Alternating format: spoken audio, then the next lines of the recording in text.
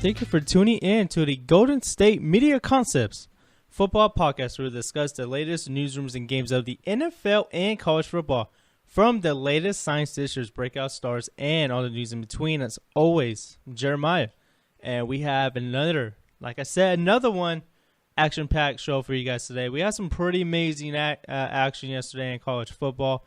I'm definitely going to talk about the Rose Bowl game and an instant classic there. I'm also going to get into some news about Lane Kiffin. And then I'm also going to talk about some quarterbacks that are going to make their first start. That's right, first career start in the playoff game.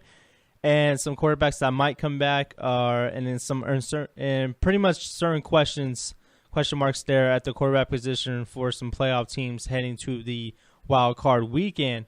And I'm also going to talk about news that broke this morning with Cincinnati Bengals defensive back Pacman Jones being arrested on several charges, and he is denying them. And I will get that at the end of the show. But as first, let's talk about college football from last night. We had a wild one at the Pasadena at the Rose Bowl. This was a classic for the age. This was a game for the ages. I've never seen a Rose Bowl like this in quite a long time. I think the closest game being played ever at the Rose Bowl has to be the national championship game in 2005 when the Texas Longhorns defeated the USC Trojans, and that's one of my top favorite college games to watch. And every chance I get, or whenever it's on, say if it's on ESPN Classic, I'm probably going to watch that game. And that's been one of my favorite games. That was the game that really made me a fan of the game of football in general. But in the Rose Bowl yesterday, the 9th-ranked USC Trojans defeated the 5th-ranked Penn State 52-49. And this was a game that included two of the hottest teams in college football to end the year. You know, USC, they were on an 8-game winning streak. Penn State ended the year on a 9-game winning streak. Penn State was going for their 4th ever season to have 12 wins in the program history. USC, however, was trying to get 10 wins. And this was it was a game between really two tough defenses. And it's amazing because this was far from a defensive game. And the young freshman Sam Darnold broke a Rose Bowl record with 5 touchdown passes. He threw for 453 yards. Went 33 for 53, was really efficient, and that was one of the best performances that I've seen from a USC Trojan in quite a long time. And you got to think about the quarterbacks that have come through that program. And Trace McSorley, he had a real good game. He did struggle a little bit at the end, though. McSorley finished the day with 4 touchdowns, 254 yards. He also had a touchdown on the ground. That total touchdowns tied a Rose Bowl record. But he threw 3 picks in the game, and of course, he threw one late in the game when Penn State was up. No, actually, when the score was tied at 49-49. There was about less than a minute to go. McSorley threw a pick at the worst terrible time, and it was a really bad throw. And it gave USC really good home field advantage, and they drove down the field and won it on a field goal. So Clay Helton trusted a college kicker to win the game. And you know how people feel about kickers. They don't trust kickers at all in college, yet alone they don't trust kickers right now in the NFL. The fact that Clay Helton trusted his kicker really says a lot. Says a lot about the confidence of his team. But it's a great season for both of these guys, both of these teams. I kept saying throughout the game, if no matter who wins or loses this game, I feel like both of these teams really deserve to be in the playoffs. This game really proved that Penn State should have been in the playoffs. USC proved that they were a serious contender. They could have been a serious contender in the playoffs. I think if these two teams were in the playoffs, no one would want to play them at all. Definitely. There's no way that Alabama would want to play Penn State. And I know USC began the year against Alabama, and they absolutely torched them. But I think USC can give them a run for the money now because they didn't play Sam Darnold. Sam Darnold was one of the top quarterbacks ever since he stepped on the field this year. These were actually Trace McSorley and Sam Darnold were the two hottest quarterbacks coming to this game. They were really efficient. Sam Darnold, he's a freshman. He's going to get better.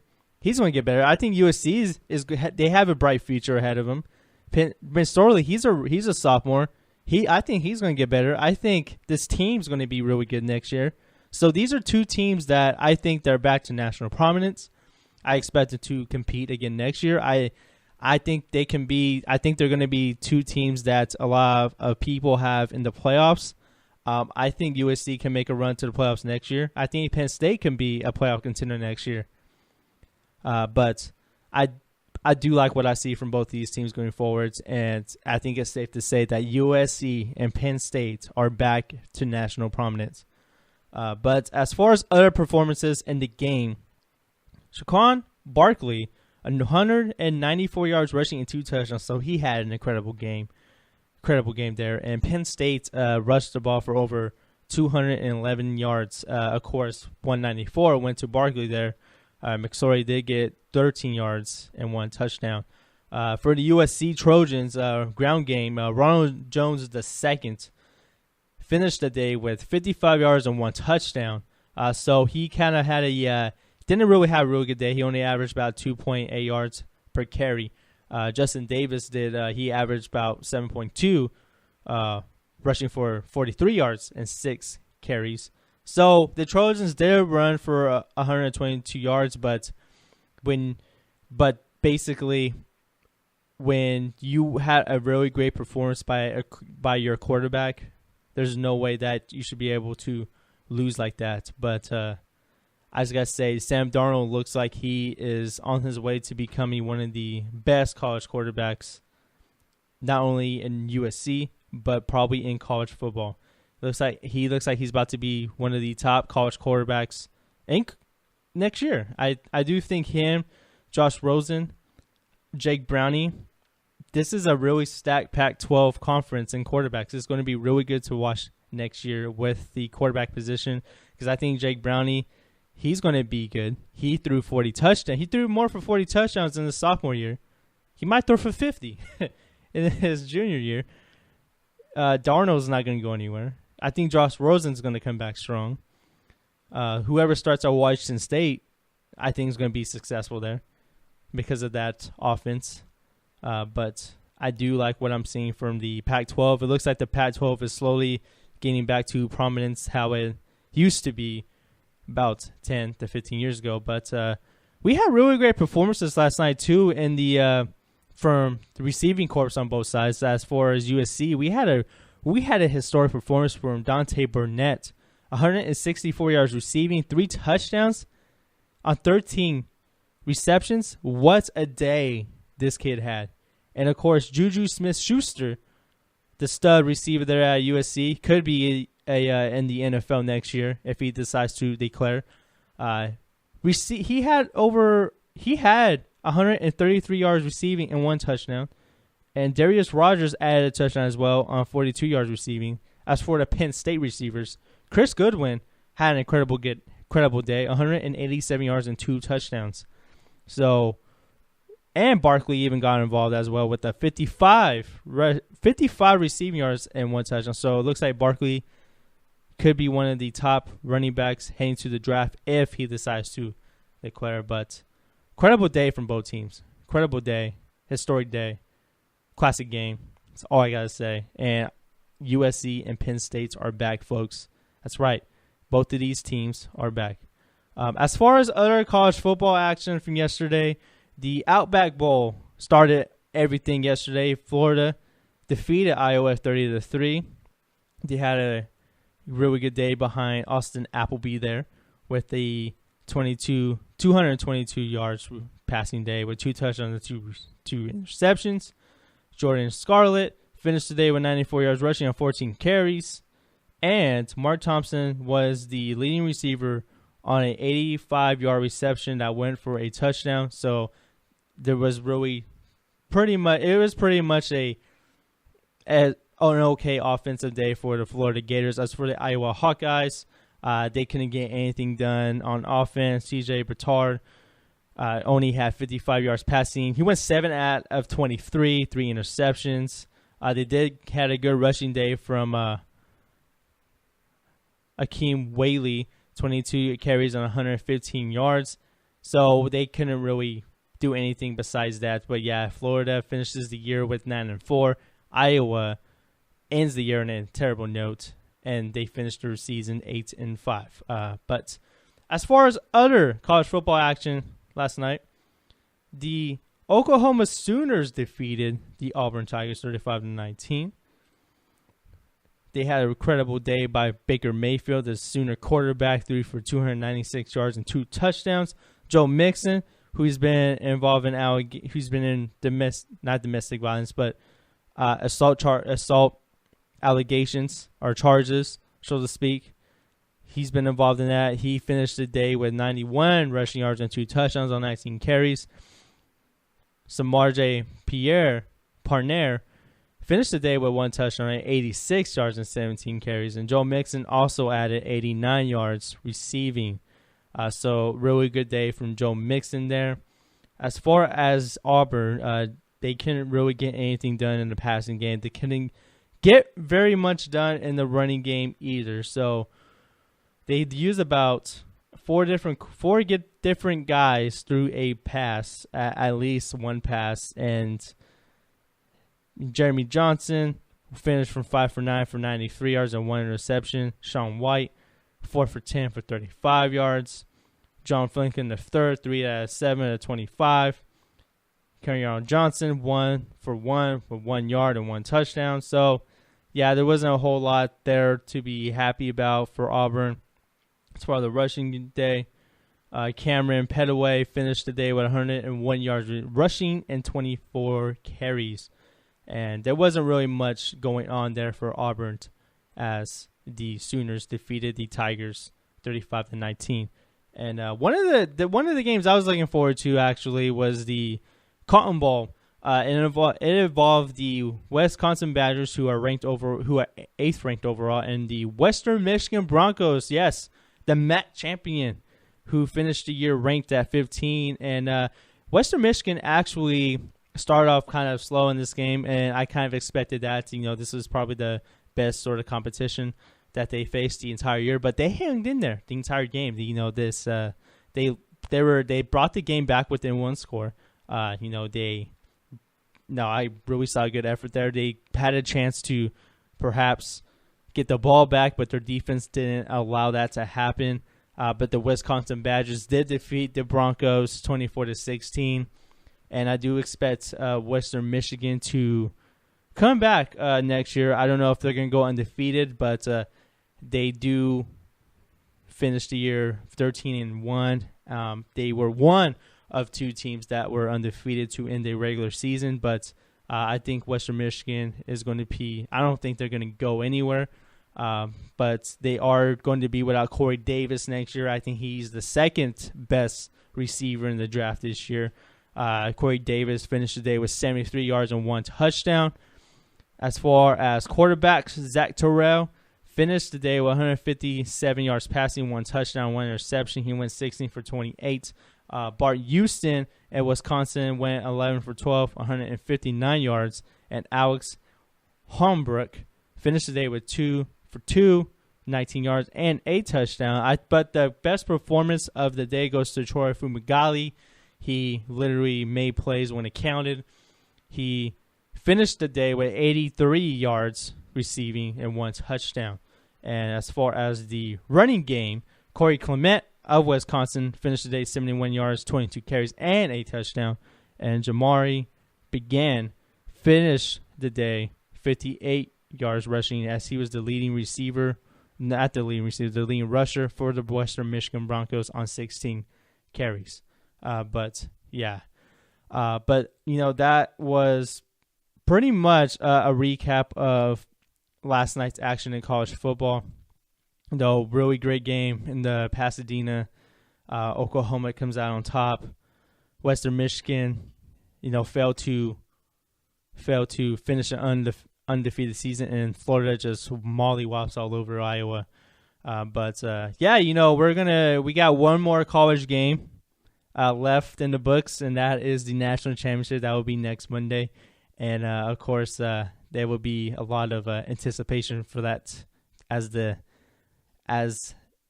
it builds on towards the actual day when it will get played. But it is a rematch with Alabama and Clemson from last year, and I do expect this game to go an entirely different way. Deshaun Watson looks a lot better than last year, but the Alabama defense is even more better, and that is scary to say. But of course, we will pretty much preview that game next week when it will happen, and I can't wait for that. And it's sad to see the college football season come to a close, and we have so many great games this year. But we're going to take our first break here at the Going to Media Concepts Football Podcast, and I'm going to talk about Lane Kiffin. Yeah, it looks like he got fired on his day off again. Yeah, looks like he got fired on his day off again. I'm sorry, I just got to make a Friday reference, but yeah, it looks like Lane Kiffin continues to burn bridges, and I will tell you how he did that when we come back here at the Going to Media Concepts Football Podcast. Tired of searching the vast jungle of podcasts? Now listen close and hear this out. There's a podcast network that covers just about everything that you've been searching. Hey! The Golden State Media Concepts Podcast Network is here. Nothing less than a podcast bliss with endless hours of podcast coverage.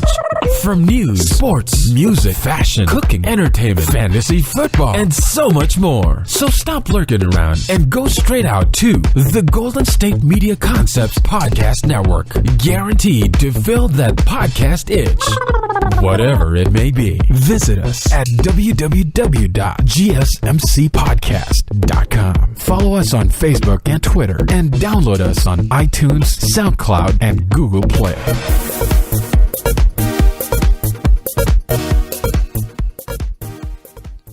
Yesterday, looks like Lane Kiffin got fired from yet another job, and it's a good thing that he has a head coaching job at Florida Atlantic University as the head coach, because he's no longer the offensive coordinator at Alabama, even though he was supposed to, or he said he was going to finish the year through the playoffs as the offensive coordinator for the Alabama Crimson Tide. But no, that is not going to happen. Lane Kiffin, he's out of Alabama. It's been reported that both parties have mutually parted ways, but we all know that Lane Kiffin was fired from the job. This is what Nick Saban told ESPN on Monday. Quote, "We made the decision because it was in the best interest of our players, our program, and for him to assume his duties at Florida Atlantic. We mutually agreed that this was best for both programs." But in case you don't know, there's a little from the week leading to the Chick-fil-A Peach Bowl against Washington on Saturday, Lane Kiffin, he was being a bad boy. It's been reported that Kiffin was late to several events and meetings during the past week leading up to the Peach Bowl.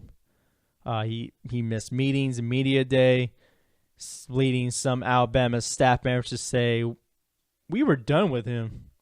Then on Thursday, before the Peach Bowl, Kiffin appeared 15 minutes late to the team's media day and was the last Alabama coach to leave the event. And by the time he got out of the Georgia Dome locker room to where the buses were supposed to be, the team already headed back to the team hotel in downtown Atlanta. So they left him there.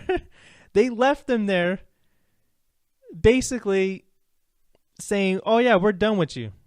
They basically left them at the stadium. And, man, Lane Kiffin I just don't know what it is about him. He's just very chaotic. Probably one of the most chaotic people in the sport of football. But no way, Lane Kiffin gone at Alabama. Steve Sarkisian is now going to assume the offensive coordinator duties for the national championship game against Clemson. But Saban went on to say in a statement after this news broke, quote, "This wasn't an easy decision, and we appreciate the way Lane handled this in terms of doing what is best for our team. At the end of the day, both of us wanted to put our players in the best position to be successful. Obviously, we are in a unique situation here where we have our next offensive coordinator already on staff. We have full confidence that Sark will step in right away and make a smooth transition. So it looks like Lane Kiffin burned another bridge with Nick Saban. I don't know how it's going to play out at this time with Florida Atlantic, but it looks like we're in for more chaos there. And I'm actually not surprised by this, because I'm not surprised by the firing, because when you watch the Peach Bowl on Saturday, it took Lane Kiffin literally a while to let Bo Scarborough loose. You seen the way he played that game. You seen the way he rushed the ball. Scarborough finished the day with 180 yards rushing and 2 touchdowns.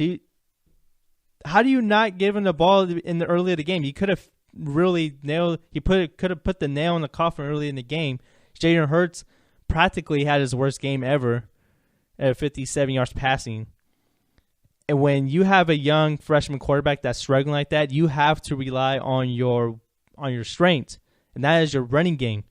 What is Alabama historically known for the past 5 to 10 years? Running backs. But, Lane Kiffin is just one of those guys that kind of irks you a little bit. But then again, it seems like he just does what he wants in a way. But, he is a coach at Florida Atlantic. Remains to be seen if he can be a head coach again. I think he can. And if he has his head on straight, I do think Florida Atlantic can be a successful program under Lane Kiffin.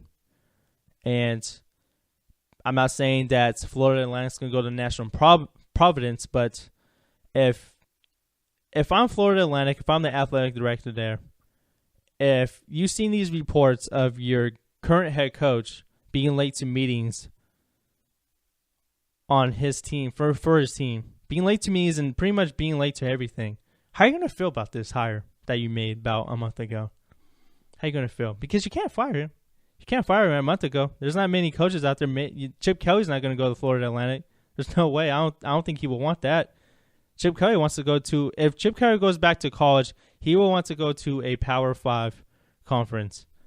I don't know if he will want to go to a Group of 5 conference. No. This is Chip Kelly. No. He's been to the NFL. Why would he go from the NFL to Florida Atlantic?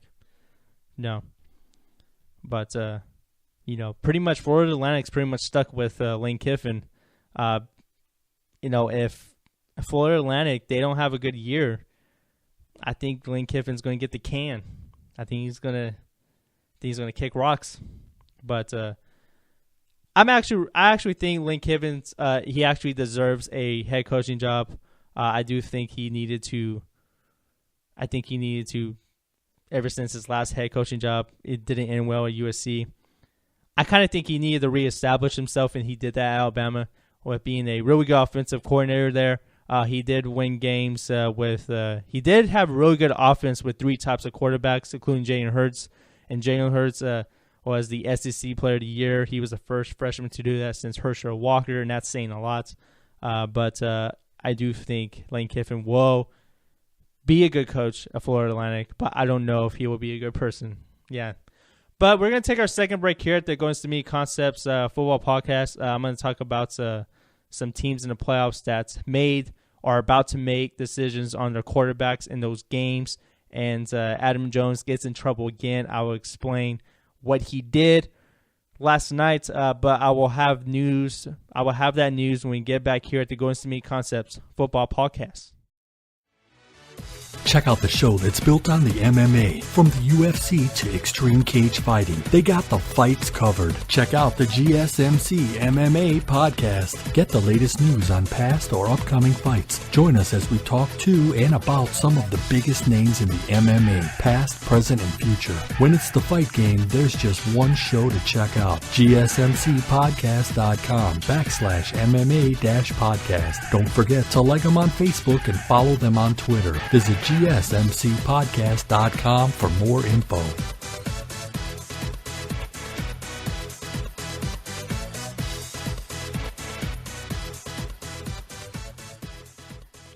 And welcome back to the Golden State Media Concepts Football Podcast. And we're literally less than a week away. We're about, I think, like 4 or 5 days away from the NFL playoffs. And, of course, every year the playoffs start with the wild card round. And we have a couple of teams here that have a few questions on who is going to start at quarterback for those teams. The Raiders made a decision. The Dolphins are still kind of they don't know who's going to start yet. Even Houston, the team that's going to play the Raiders this weekend, they don't know what direction they're going. But the Oakland Raiders said that they're going to start Connor Cook this Sunday. Not Sunday, but Saturday against the Texans. And it's going to be the first time in the Super Bowl era that a rookie quarterback will make his first start in an NFL playoff game. So Connor Cook, who has no experience in a real-life NFL game, the last time he took a snap in the NFL was a preseason game. And with Matt McGloin hurt, who I thought was the best option to start since Derek Carr's injury, Matt McGloin's not going to play due to a shoulder injury. Looks like Connor Cook will try to lead the team against the Texans, and my expectations for the Raiders aren't as high as they were about 2 weeks ago. They do have a talent. They do have elite receivers, and Amari Cooper and Michael Crabtree. They got the three-headed monster at the backfield, but, they have a very inconsistent running game. The defense is a little so-so. They very inconsistent at times, but it looks like Connor Cook will. He looks like he will be ready. He will be ready. Connor Cook did go into the game against the Broncos in the season finale on Sunday in relief. Cook completed 14 of 21 passes for 150 yards. He threw one touchdown, but threw one interception. Matt McGloin in that game was 6 of 11 for 21 yards. Remember, Connor Cook drove the Raiders down for their only touchdown drive of the game as they lost that game 24-6 to the Denver Broncos at Mile High Stadium. So Derek Carr, he's no longer, well, I wouldn't say he's no longer, but he's not going to play in the playoffs due to broken leg, which was a very terrible injury, by the way. But it looks like Saturday is going to be difficult to be excited if you're a Raiders fan. And I don't blame you guys. If I'm a Raiders fan, I don't know if I'm excited to watch this team play in the playoffs. As the season went on, your expectations went so much more high than they, as this team got, you've seen it, this team got better. But Connor Cook is going to make his first start as a rookie, and it remains to be seen how he's going to do. He's going to play real good defense in Texan. And as for the Texans, they have questions at quarterback as well. Looks like Tom Savage's status for the game is very uncertain. He's still in concussion protocol as he left Sunday's game against the Titans. They lost that game, by the way, 24-17. And Brock Osweiler, the $72 million man, he went in relief in that game. He completed 21 of 40 passes for 253 yards and mustered up a 80.5 passer rating. So Bill O'Brien has a decision to make heading to the game against the Raiders. The Texans will have to go with Osweiler if Tom Savage can't get out of concussion protocol. He's still in that protocol, and he hasn't been cleared yet. Savage was 5 of 8 passing for 25 yards and was sacked once to start that game against the Titans. But it looks like this game between the Raiders and Texans looks like it's a matchup that looks like about a month ago this practically said, the Raiders will win this game easily. I don't know who I'm picking in this game. I do not know. I don't know who I'm picking in this game. Texans have real good defense, so maybe them. But if your quarterback can't play, if your quarterback keeps the struggle in the playoff game, your defense can go so far. And DeAndre Hopkins, he finally came alive. I don't know. It remains to be seen how this playoff game shakes out on Saturday. And I will talk about that game with Ben and Anthony on Friday. And as for another team in the playoffs this weekend, the Miami Dolphins, they have not ruled out Ryan Tannehill to start the game against the Steelers on Sunday. Adam Gase, who head coach of the Miami Dolphins, said, quote, "I don't want to say yes or no. The guy, as you all guys all know, is a freak of nature. His body's unique, and the way he heals is the same way. We're kind of going to take one step at a time." Adam Gase said this at a press conference on Monday.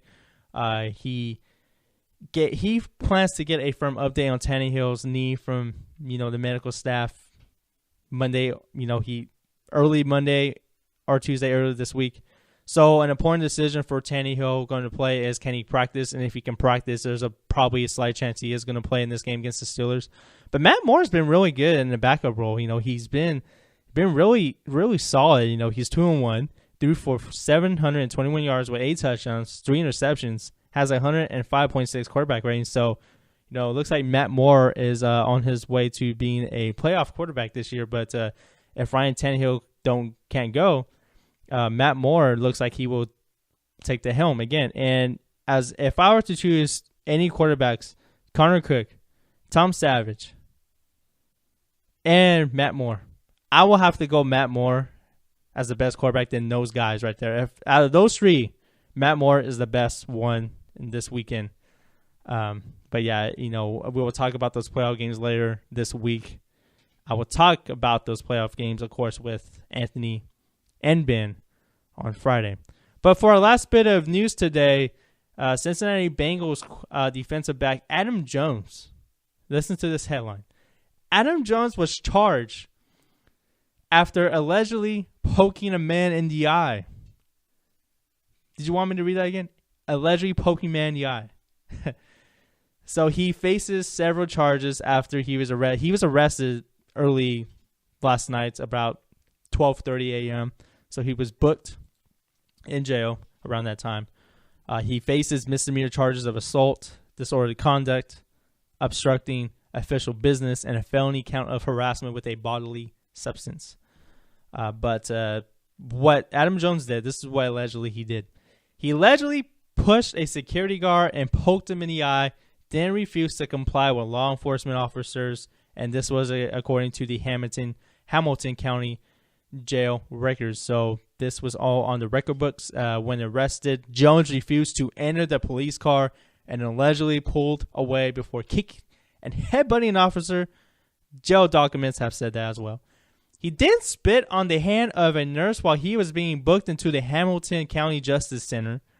And the Bengals on Tuesday said that they're aware of the situation and are working together to gather information, but are following team policy to not comment on resolved legal matters. And when when a player on a team, usually teams don't really say a whole lot because of they said the old saying, you're innocent until proven guilty. So this isn't the first time Adam Jones has done this. 2013, he was on assault charge in Hamilton County after a woman accused him of punching her at a nightclub. And don't forget, in 2007, 2007,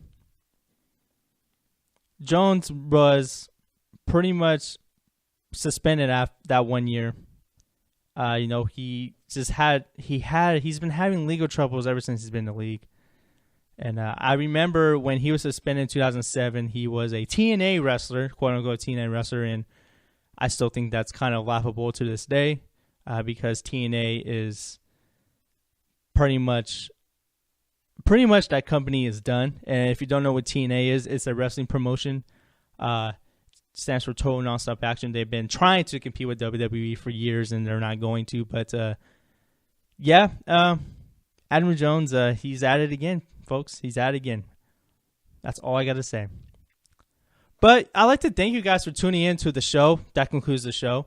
I'll be back tomorrow with Anthony. We're going to discuss any news that happens in the past 24 hours. We might bring back Why Live Wednesday. I can't promise you that. But I'd like to thank you guys for tuning in to the Golden State Media Concepts Football Podcast. As always, I'm Jeremiah. And you guys have a pleasant day and have a pleasant tomorrow.